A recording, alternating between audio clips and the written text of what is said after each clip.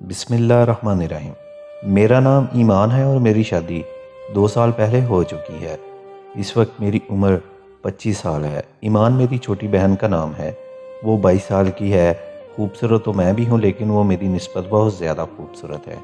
یہ قصہ کچھ زیادہ پرانا نہیں بلکہ چند ماہ پہلے کا ہے۔ اس وقت میرے ہاں پہلے بچے کی ولادت قریب تھی۔ ساس اور سسر تو عرصہ پہلے وفات پا چکے تھے۔ گھر میں کوئی نند بھی نہیں تھی، جو ایک تھی وہ شادی شدہ اور اپنے گھر میں تھی، اس لیے امی نے میری بہن ایمن کو 3-4 ماہ کے لیے ہمارے گھر بھیج دیا تاکہ بچے کی پیدائش سے پہلے اور بعد میں وہ گھر کے کاموں میں میرا ہاتھ بٹا سکے۔ چنانچہ ایمن کے آنے سے مجھے کافی سہولت مل گئی اور میرا بیڈ ریسٹ مزید بڑھ گیا۔ چونکہ پہلا بچہ تھا اس لیے میں کچھ زیادہ ہی احتیاط کر رہی تھی۔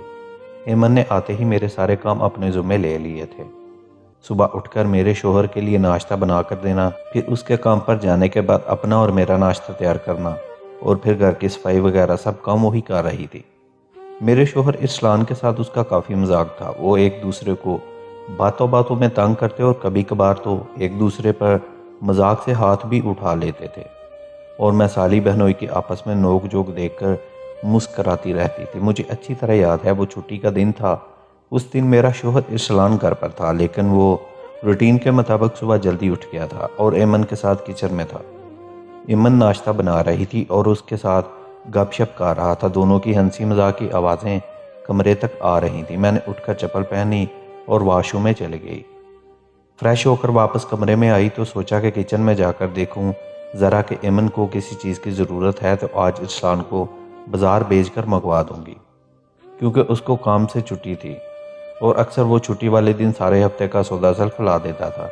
جب میں کچن میں گئی تو سامنے کا منظر کچھ اچھا نہیں تھا، یا کم از کم مجھے اچھا نہیں لگا۔ میری بہن ایمن چائے کی کیتلی چولہے پر رکھے کھڑی تھی اور پاس ہی میرا شوہر کھڑا اس سے باتیں کر رہا تھا۔ جب اس نے بے تکلفی سے اپنا ایک ہاتھ ایمن کے کندھے پر رکھا ہوا تھا اور کبھی کبھی ہاتھ کو ادھر ادھر پھیرنے لگتا، یہ کیسی بے تکلفی ہے؟ میں نے دل میں سوچا کہ اگر ارسلان اس کے ساتھ ضرورت سے زیادہ بے تکلف ہو رہا ہے تو کم از کم ایمن کو اپنی پوزیشن کا خیال رکھنا چاہیے تھا۔ وہ اس کی سالی ہے اور دونوں کو ہنسی مذاق باتوں تک ہی محدود رکھنا چاہیے۔ جب یہ تماشا مزید چند لمحے چلتا رہا تو مجبوراً مجھے گلا صاف کر کے ان کو اپنی موجودگی کا احساس دلانا پڑا۔ وہ فوراً چونک کر الگ ہوئے اور تھوڑے فاصلے پر کھڑے ہو گئے۔ میں نے ان کو بالکل احساس نہیں ہونے دیا کہ میں تمہاری بے تکلفی کا نظارہ اپنی آنکھوں سے کر چکی ہوں، لیکن میں نے دونوں کو پریشان اور بکلایا ہوا دیکھ سکتی تھی۔ ناشتے سے فارغ ہو کر میں نے ایمن سے کچن سے متعلق اور دیگر ضروری اشیاء کی فرصت بنائی اور ارسلان کے حوالے کر وہ بازار چلا گیا تو میں ایمن کو دیکھتی باہر لان میں آئی، جو اب پودوں کو پانی دے رہی تھی۔ ایمن، میں دیکھ رہی ہوں کہ ارسلان تم سے کچھ زیادہ ہی فری ہو رہا ہے۔ میں نے اس کی طرف دیکھ کر بات کا آغاز کیا۔ اپنے ساتھ اس کے رشتے کی نزاکت کو سمجھو۔ میں جانتی ہوں تم بہت معصوم ہو، لیکن وہ معصوم نہیں ہے۔ میں جانتی ہوں کہ تمہارا ایک دوسرے سے بہن بھائی جیسا تعلق ہے، لیکن تم حقیقی بہن بھائی تو نہیں ہونا۔ اس لیے ہنسی مذاق کو باتوں تک محدود رکھو اور تاکہ تمہارے دل میں ایک دوسرے کی عزت بنی رہے۔ میں خاموش ہوئی تو ایمن کہنے لگی، بالکل آپ ٹھیک کہہ رہی ہو اپی، میں نہ صرف سب کچھ جانتی ہوں بلکہ ہر بات کا خیال رکھوں گی اور آپ کو مجھ سے کبھی شکایت نہیں ملے گی۔ میں جانتی تھی کہ تمہارا یہی جواب ہوگا۔ میں نے آگے بڑھ کر اس کے گال کو چوم لیا تو وہ مسکرا پڑی اور میں کمرے میں آ کر بستر پر لیٹ گئی۔ اپنی طرف سے میں اب مطمئن تھی، لیکن مجھے معلوم نہیں تھا کہ آگے کیا کچھ ہونے والا ہے۔ کچھ دیر بستر پر لیٹنے کے بعد مجھے بوریت ہوئی تو میں نے سوچا کوئی ناول پڑھ لوں۔ ایک ناول جو پہلے سے شروع کیا تھا وہ ڈھونڈا لیکن نہ ملا۔ ایمن سے پوچھا تو کہنے لگی، آپی وہ میرے کمرے میں پڑا ہے، میں پڑھ رہی تھی تو ادھر رکھ دیا تھا۔ میں ایمن کے کمرے میں گئی تو وہ ناول مجھے ایمن کے بستر سے مل گیا۔ میں ادھر ہی ایمن کے بستر پر لیٹ گئی اور ناول پڑھنے لگی۔ کچھ دیر مزید گزری تو مجھے نیند نے آگے رہا۔ شاید دوا کا اثر تھا جو میں آج کل کھا رہی تھی۔ میں نے ناول سرہانے پر ایک ٹیبل پر رکھ دیا اور کمبل اوڑھ کر ایمن کے بستر بھی سو گئی۔ نہ جانے سوئے ہوئے کتنا وقت گزر چکا تھا۔ مجھے لگا کہ کوئی میرے سرہانے بیٹھا کمبل کے اندر ہاتھ ڈال کر میرے بالوں میں ہاتھ پھیر رہا تھا۔ میری آنکھ کھل گئی اور میں تھوڑی کسمسائی تو مجھے میرے شوہر ارسلان کی آواز سنائی دی، جو کہ کہہ رہا تھا کہ ایمن یار جاگ جاؤ، دیکھو میں تمہارے لیے کیا لے کر آیا ہوں۔ ایمن کا نام سن کر میری سوئی ہوئی سارے حصے جاگ اٹھی۔ اچانک ارسلان کا ہاتھ آگے بڑھا اور میرے چہرے سے پھسلتا ہوا گردن پر آ گیا۔ پھر وہ دوبارہ بولا کہ ایمن آج صبح تو سمجھو پکڑے گئے تھے۔ جب کچن میں تھے تو ایمان نے مجھے تم سے چھیڑ چھاڑ کرتے دیکھ لیا تھا شاید، لیکن حیرت ہے اس نے کچھ بھی محسوس نہیں ہونے دیا، یا شاید اس نے دیکھا ہی نہیں تھا۔ خیر اٹھ جاؤ نا جلدی سے، تمہاری آپی شاید نہا رہی ہے، تب تک تم کو ایک گفٹ دیتا ہوں جو تمہیں بہت پسند آئے گا۔ میں بستر کے اندر لیٹی پسینے سے شرابور ہو چکی تھی۔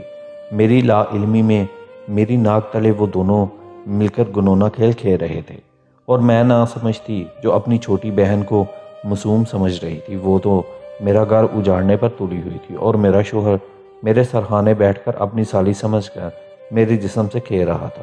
صاف بات یہ تھی کہ میری بہن اگر اس کے ساتھ ملوث نہ ہوتی تو وہ کبھی اس حد تک نہ گیا ہوتا۔ اگر وہ اتنی ہمت دکھا رہا تھا تو اس کا صاف مطلب تھا کہ وہ یہ سب پہلے کر چکا تھا۔ دوسرے لفظوں میں پانی سر سے گزر چکا تھا اور میں بے خبر تھی۔